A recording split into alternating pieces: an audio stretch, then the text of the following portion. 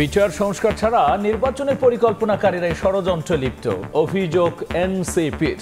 ফ্যাসিজমকে ফেরানোর চেষ্টা, প্রতিহতের হুঁশিয়ারি।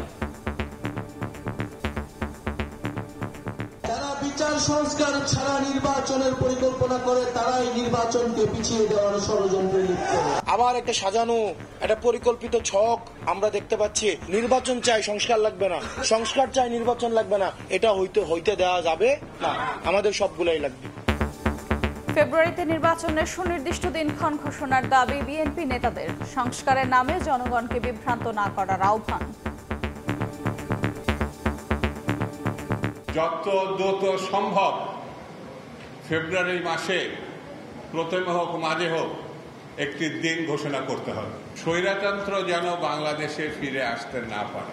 বিএনপি ক্ষমতায় যাওয়ার জন্য পাগল হয় না, বিএনপি গণতন্ত্র উদ্ধার করার জন্য পাগল হয়েছে। দেখছিলেন প্রধান শিরোনাম।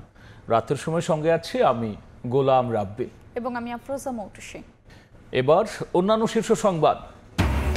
দুর্নীতি আর ভুলে ভরা মেগা প্রকল্পের ব্যয় কমিয়ে চলছে নকশা পরিবর্তন, জানালেন পরিকল্পনা উপদেষ্টা। সময় মতো বাস্তবায়নই অন্তর্বর্তী সরকারের লক্ষ্য। 297 কোটি টাকা আত্মসাতের মামলায় জনতা ব্যাংকের সাবেক চেয়ারম্যান আবুল বারকাত কারাগারে। ব্যাংক খাত ধ্বংসের কারিগর আখ্যা রাষ্ট্রপক্ষের আইনজীবীর। ফেনীতে প্লাবন পরিস্থিতির কিছুটা উন্নতি, পানি কমার সঙ্গে সঙ্গে ফুটে উঠছে ক্ষতচিহ্ন। দুর্ভোগে লাখো মানুষ, পদ্মার ভাঙনে বিলীন হচ্ছে বাঁধ, বসতবাড়ি ও ব্যবসা প্রতিষ্ঠান। এবং দেশে প্রায় 26 লাখ গ্রাজুয়েট বেকার। শ্রমবাজারের নেতৃত্বে অল্প শিক্ষিতরা। শিল্পের সঙ্গে শিক্ষার মিল না থাকায় কারণ, পরিস্থিতি বদলাতে রাজনৈতিক সদিচ্ছায় জোর।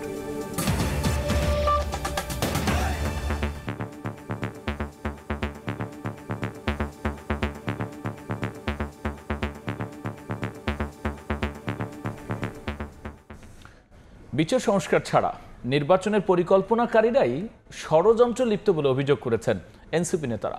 দেশে ফ্যাসিজমকে ফেরানোর ছক আঁকা হচ্ছে দাবি করে ছাত্র জনতাকে সঙ্গে নিয়ে তাও প্রতিহতের হুঁশিয়ারি দিয়েছেন তারা। পরিকল্পিতভাবে এনসিপিকে নির্বাচন থেকে দূরে রাখার চেষ্টার অভিযোগ তুলে নেতারা বলেন, ইসির কার্যক্রম সন্দেহজনক। যশোরে জুলাই পদযাত্রা ও মতবিনিময়ে অংশ নিয়ে এসব কথা বলেন তারা।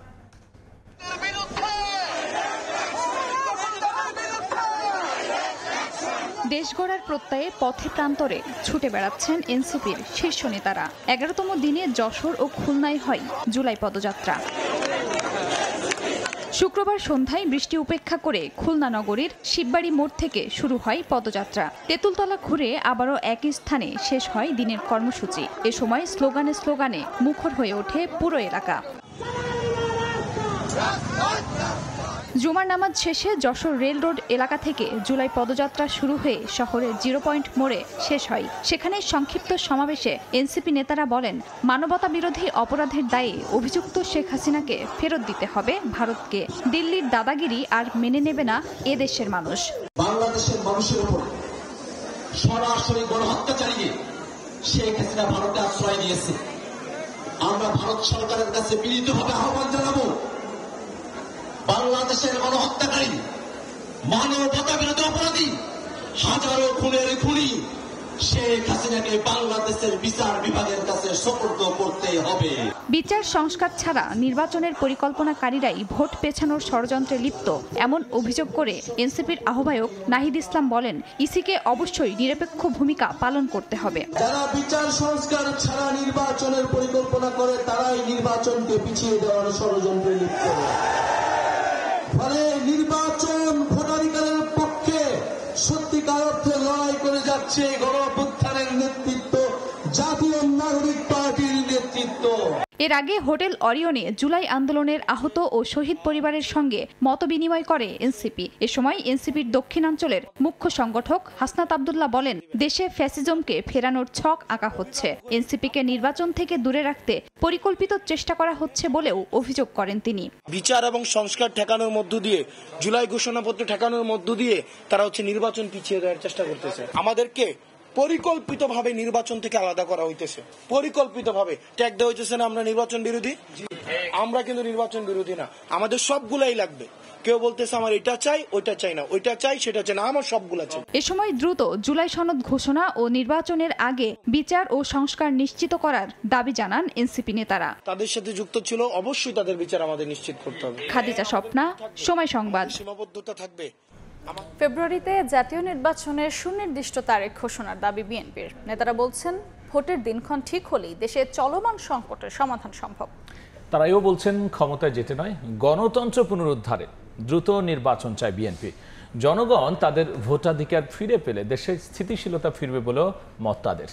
রাজধানীতে আলাদা আলাদা অনুষ্ঠানে এসব কথা বলেছেন বিএনপির নেতারা। নানা সংকট, শঙ্কা, সংস্কার প্রস্তাব সবকিছুর কেন্দ্রবিন্দু এখন জাতীয় নির্বাচন। রাজনীতিকদের মতে দেশের চলমান সংকটের সমাধান হতে পারে একটি সুষ্ঠু অবাধ নির্বাচনের মধ্য দিয়ে।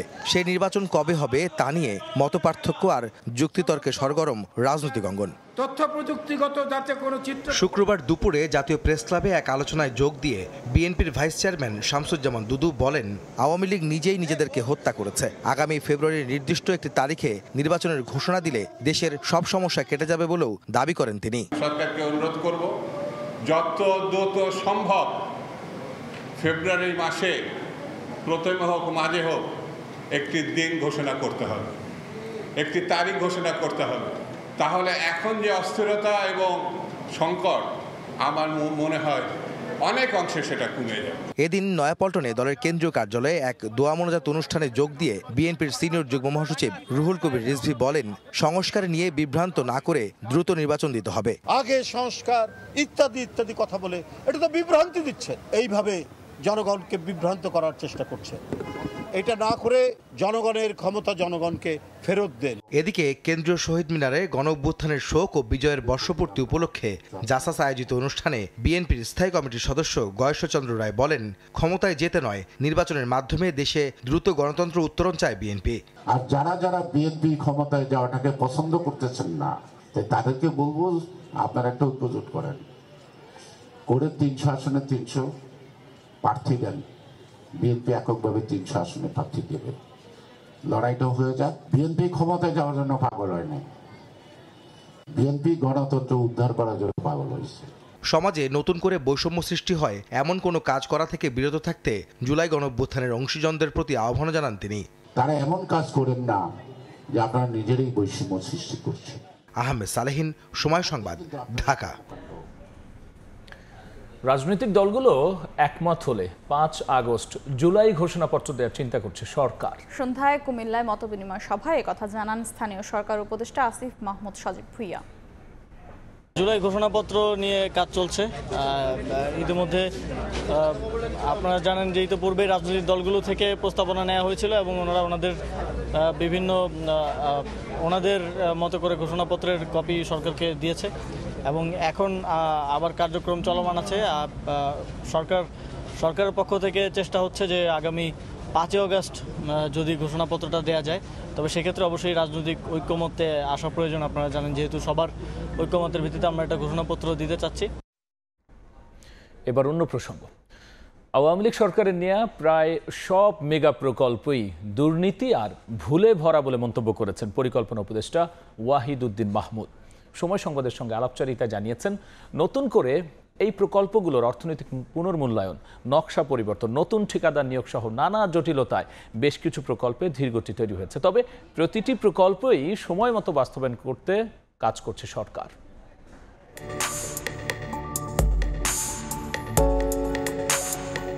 এই মুহূর্তে বাংলাদেশে চলমান উন্নয়ন প্রকল্পের সংখ্যা 1300, যার সবগুলোই নেওয়া হয়েছে বিগত আওয়ামী লীগ সরকারের আমলে। অধিকাংশ মেগা প্রকল্প শেষ করার আগেই ছাত্র জনতার গণ অভ্যুত্থানে পতন হয় আওয়ামী লীগের।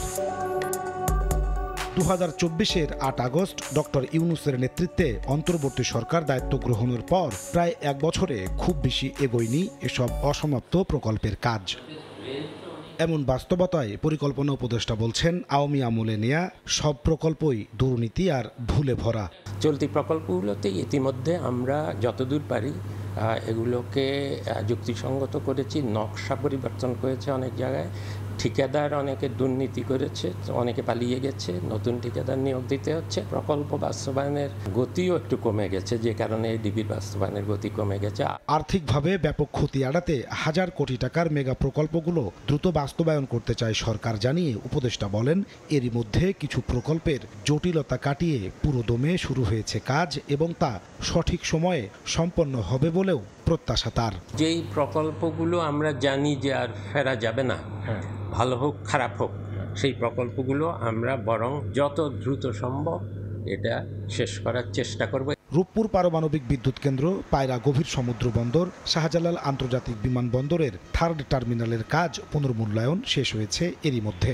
মেট্রো রেলের এমআরটি 6 লাইনের মতিঝিল থেকে কমলাপুর পর্যন্ত কাজের সব কারিগরি মূল্যায়ন শেষে নতুন চুক্তি হয়েছে জাইকার সঙ্গে। এই অংশটা নিয়ে একটা জটিলতা ছিল যে এটা যারা জাইকা জাপানি সহায়তায় অবকাঠামো তৈরি হয়েছে, কিন্তু এর মধ্যে যেই যন্ত্রপাতি বসানোর কথা সেটা আবার অন্য ঠিকাদার, কিন্তু এই সমস্যার এখন সমাধান হয়েছে।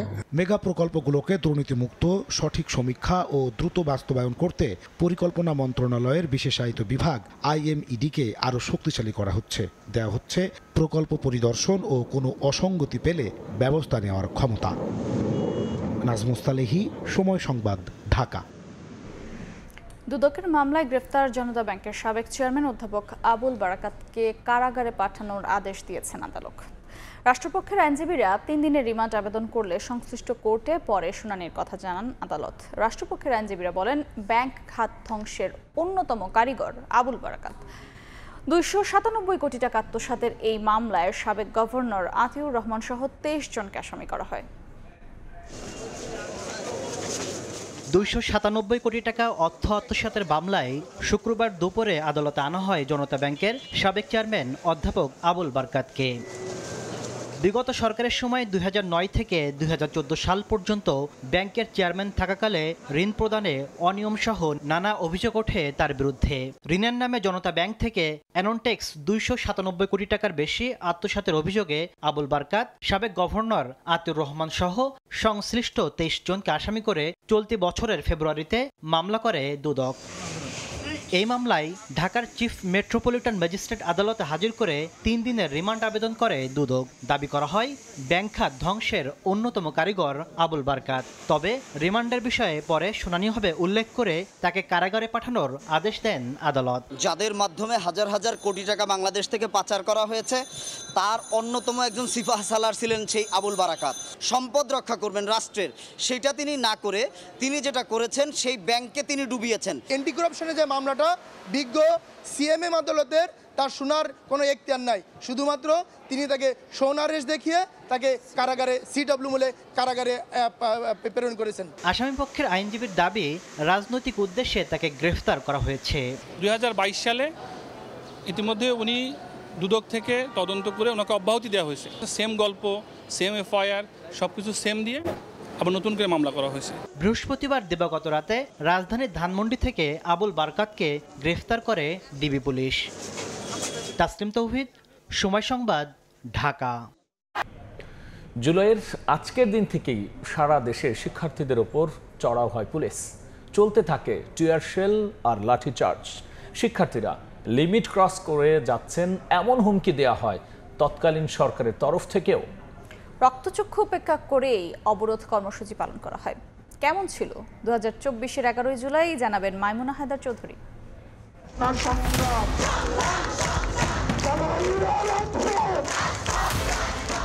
জুলাইয়ের মিছিলে তখনও লাগেনি রক্তের দাগ, তবে একটু একটু করে প্রত্যেকটি দিন ছিল সাহস সঞ্চয়ের ইন্ধন।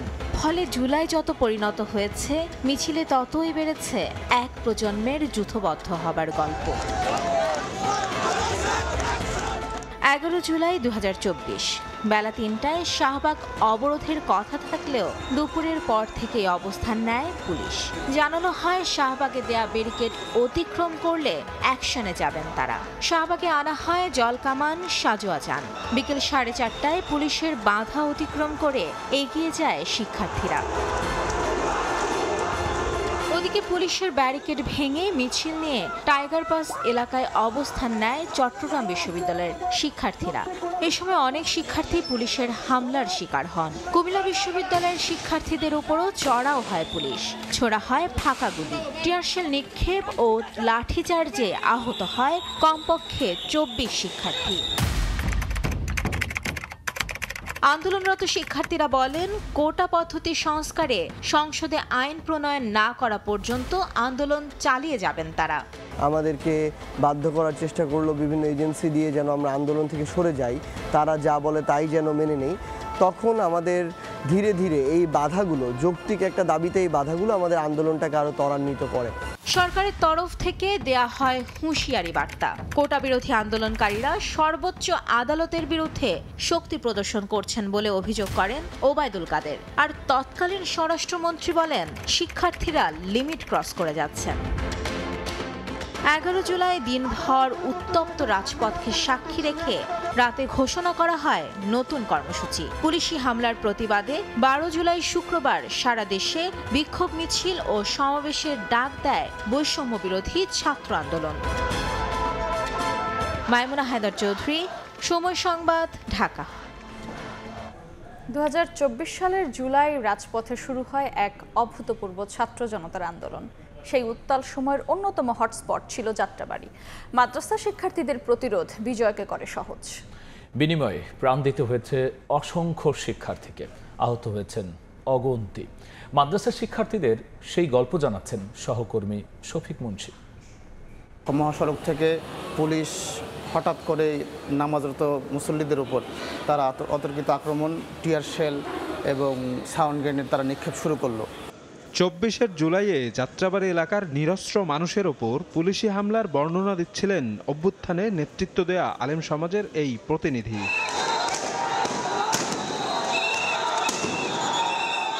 জুলাইয়ের মধ্যভাগে রংপুরে আবু সাইদ সহ বিভিন্ন জেলায় আন্দোলনকারীদের মৃত্যুর প্রতিবাদে জ্বলে ওঠে পুরো দেশ। নির্বাক থাকেনি ইনসাফের বাতিঘর হিসেবে পরিচিত ধর্মীয় শিক্ষা প্রতিষ্ঠানগুলো। দাবি আদায়ের আন্দোলন যখন তীব্র আকার ধারণ করে, রাজধানীর অন্যতম প্রবেশদ্বার যাত্রাবাড়িতে তখন তীব্র লড়াই গড়ে তোলেন মাদ্রাসা শিক্ষার্থীরা। এতে যোগ দেন শিক্ষক ও স্থানীয় আলেম ওলামারাও। যখন হেফাজতের আমির বিবৃতি দেন, চট্টগ্রামের হাটহাজারী মাদ্রাসা থেকে মাদ্রাসা শিক্ষার্থীদের একটা বড় মিছিল বের হয়, তখন মাদ্রাসা শিক্ষার্থীদের মধ্যে এই বিষয়টা ট্রিগার করে যে না, এই জায়গাটায়ও আমাদের একটা ধর্মীয় দায়িত্ব আছে। আন্দোলনকারীরা জানান, অগাস্টের শুরুতে বৈষম্য বিরোধী ছাত্র আন্দোলনের অসহযোগ কর্মসূচি ঠেকাতে প্রশাসন কর্তৃক ঢাকার সঙ্গে সারা দেশের রেল ও নৌপথ বন্ধের পর নজিরবিহীন ভূমিকায় হাজির হন যাত্রাবাড়ির মাদ্রাসা শিক্ষার্থীরা। বিশেষ করে ঢাকার দক্ষিণ প্রবেশদ্বার খ্যাত যাত্রাবাড়ি এলাকার এক একটি মাদ্রাসা আবির্ভূত হতে থাকে জুলাই বিপ্লবের অপরাজেয় দুর্গ লেনিনগ্রাদ হিসেবে।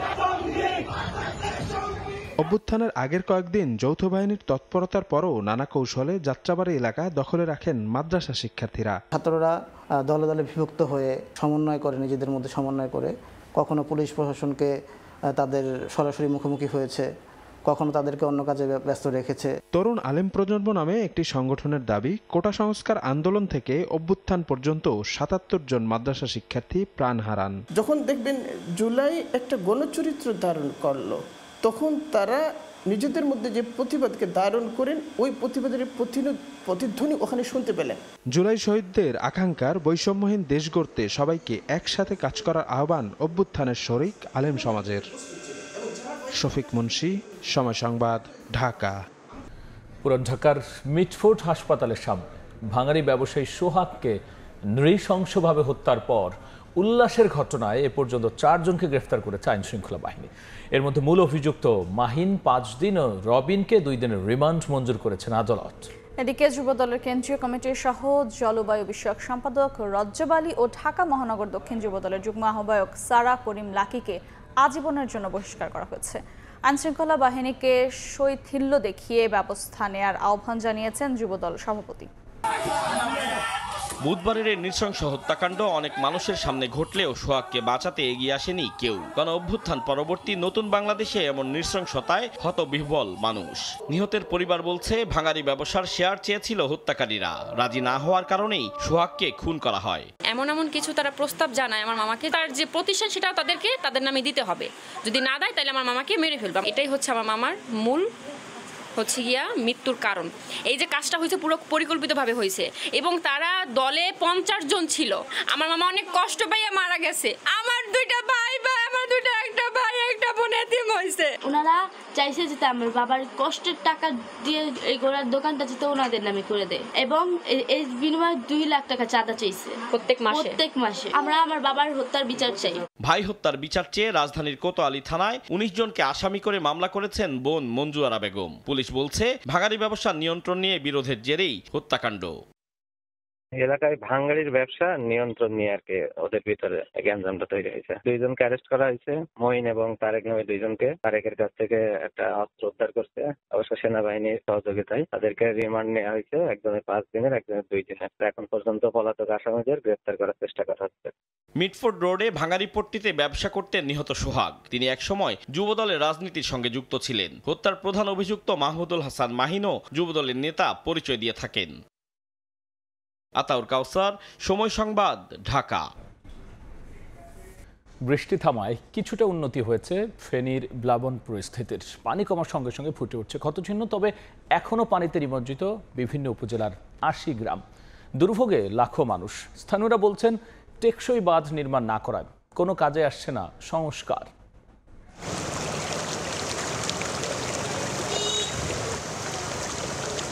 8 জুলাই মঙ্গলবার ভারতের উজান থেকে নেমে আসা পাহাড়ি ঢলে ভেঙে যায় পরশুরাম উপজেলার চিথুলিয়া ইউনিয়নের পশ্চিম অলকা সংলগ্ন মুহুরী নদীর বেড়িবাঁধ। হু হু করে লোকালয়ে ঢুকতে থাকে পানি, প্লাবিত হতে থাকে গ্রামের পর গ্রাম। বেড়িবাঁধের পাশেই ঘর ছিল এই ইউনিয়নের বাসিন্দা মাসুমের। চোখের পলকেই পানিতে ভেসে যায় 2টি ঘর সহ শেষ সম্বলটুকু।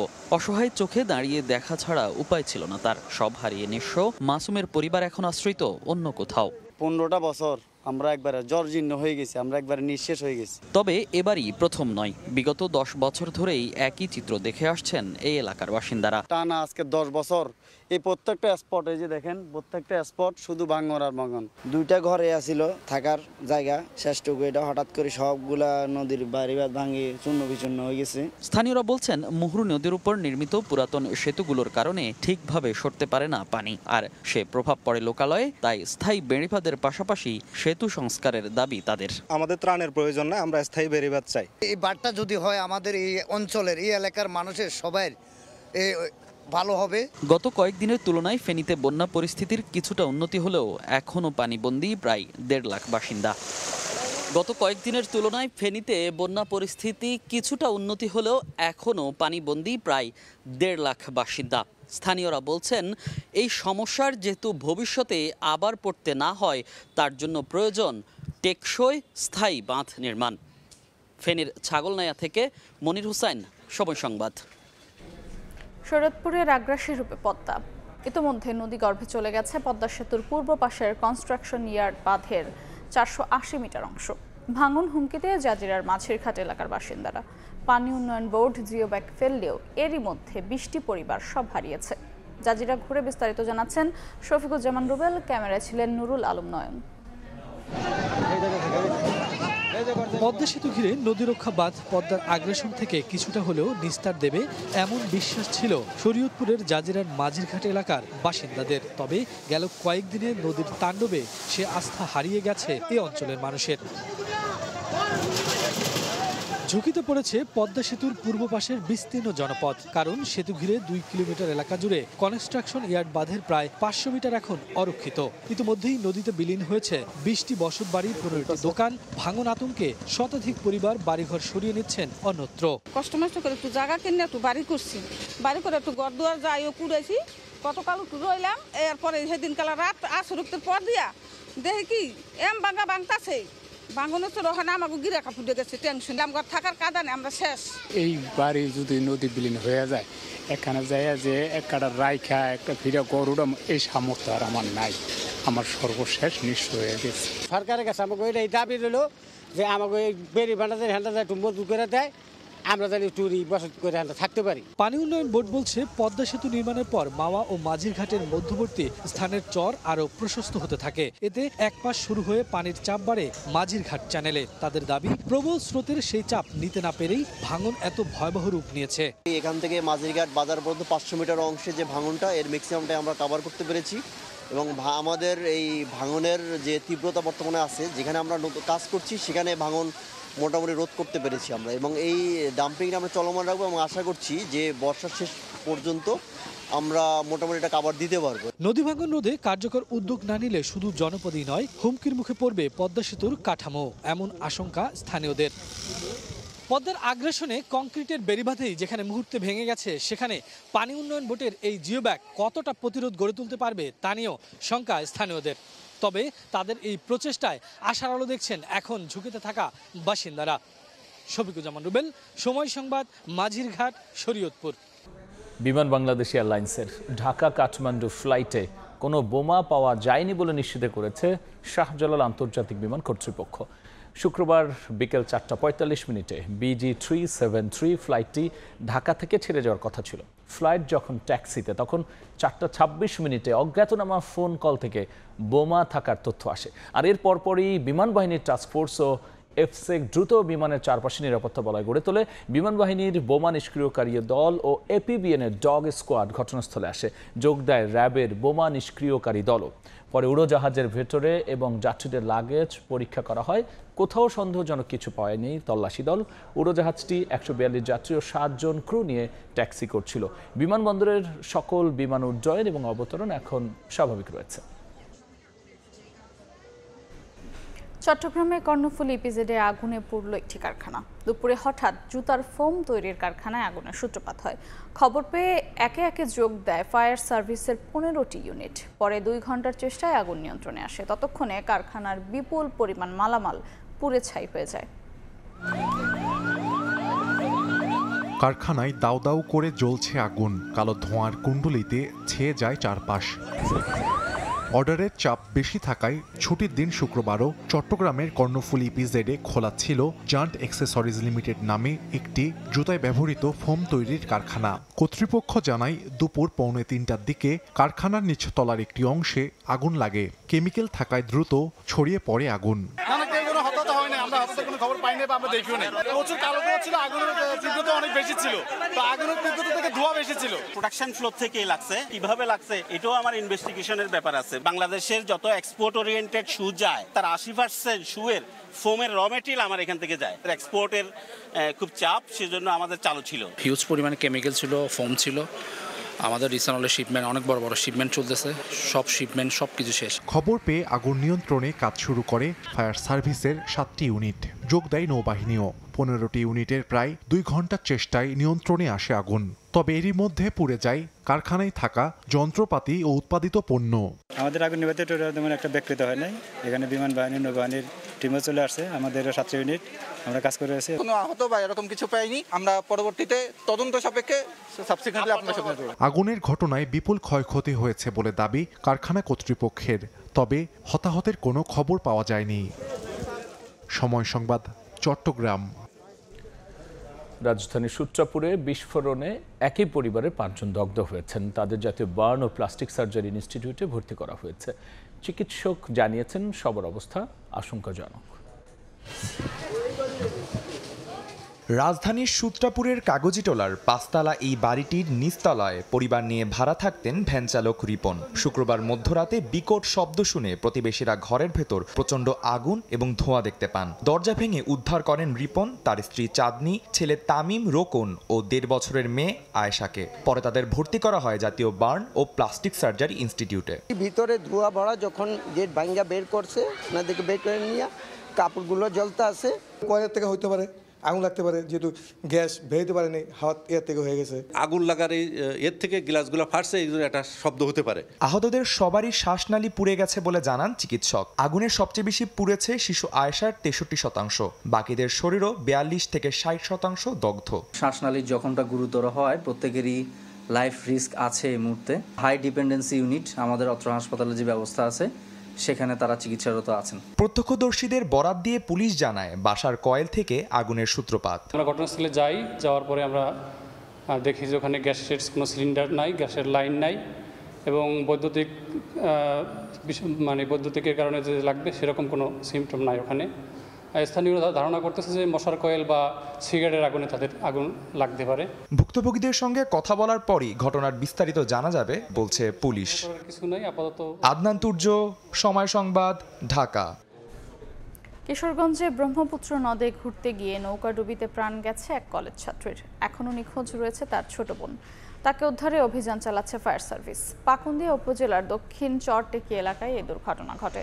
ফায়ার সার্ভিস জানায় বিকেলে 2 মেয়েকে সঙ্গে নিয়ে নৌকায় করে ব্রহ্মপুত্র নদে ঘুরতে যান নিপা। এক পর্যায়ে ডুবে যায় নৌকাটি। কিছুক্ষণ পর নদ থেকে জীবিত উদ্ধার করা হয় নিপাকে। পরে উদ্ধার হয় তার বড় মেয়ে এইচএসসির প্রথম বর্ষের শিক্ষার্থী নীলা আক্তারের মরদেহ। এখনও নিখোঁজ ছোট মেয়ে নিহা। আগামী 5 আগস্টের মধ্যে জুলাই অভ্যুত্থানে আহত ও শহীদ পরিবারের জন্য সুরক্ষা আইন করার জন্য অন্তর্বর্তী সরকারের প্রতি আহ্বান জানিয়েছেন ঢাকা মহানগরী উত্তর জামায়াতে ইসলামের আমির মোহাম্মদ সেলিম উদ্দিন। বিকেলে জুলাই আন্দোলনে আহত শহীদ পরিবারের সঙ্গে আলোচনা সভায় তিনি এই আহ্বান জানান। এ সময় জুলাই 24কে কেউ অবমাননা করলে তাদের ব্যাপারে হুঁশিয়ারি দেন তিনি। এদিকে একই অনুষ্ঠানে অংশ নিয়ে ভারতকে জুলাই হত্যার প্ররোচনাকারী আখ্যা দিয়ে শেখ হাসিনাকে বাংলাদেশে ফেরত পাঠানোর দাবি জানান আমার দেশ পত্রিকার সম্পাদক মাহমুদুর রহমান। শহীদদের নিয়ে দলীয়করণ না করতে রাজনৈতিক দলগুলোর প্রতি অনুরোধ জানান তিনি। ভারত সরকারের প্রতি এই দাবি জানাচ্ছি, আন্তর্জাতিকভাবে প্রমাণিত হত্যাকারী শেখ হাসিনাকে অনতিবিলম্বে বাংলাদেশে ফেরত পাঠান। কোন শহীদকে দলীয়করণ করবেন না। সকল শহীদ আমাদের গর্বের সন্তান, গর্বের মানুষ। তাদেরকে কোন দলের আবদ্ধে আপনারা আটকাবেন না। সরকারের কাছে জোর দাবি জানাচ্ছি যে আগামী 5ই আগস্টের মধ্যে আমাদের শহীদ পরিবারের জন্য একটা আইন করেন আপনারা, সুরক্ষা আইন। কেন একটা শহীদ পরিবারের মেয়ে ধর্ষিত হলো, এই দায়িত্ব সরকার নিতে হবে না? এই ব্যর্থতায় গোটা জাতি, রাজনৈতিক দলগুলো। জনসংখ্যা বাড়ছে, তার থেকেও প্রকট হচ্ছে বেকারত্ব। প্রায় 26 লাখ উচ্চশিক্ষিত বা গ্র্যাজুয়েট এখন উপার্জনহীন।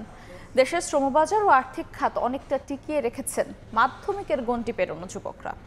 আর্থিক গবেষকরা বলছেন বাজারের চাহিদার সঙ্গে শিক্ষা ও প্রশিক্ষণের সামঞ্জস্য না থাকার জন্যই হয়েছে এমন দশা।